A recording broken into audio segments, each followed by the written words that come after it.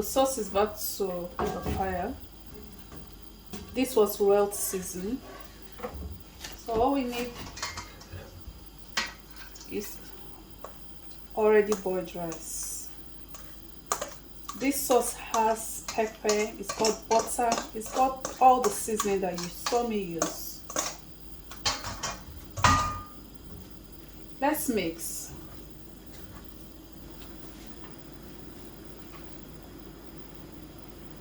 Let's check. You don't need anything again. Maggi, salt, everything is okay.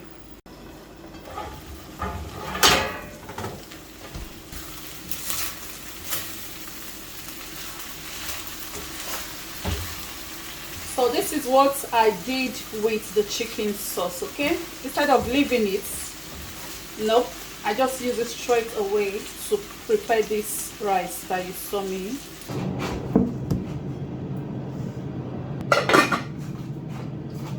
Let's transfer the rice.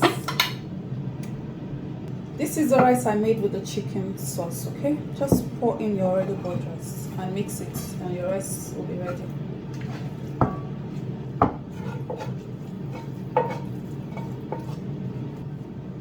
This is the rice.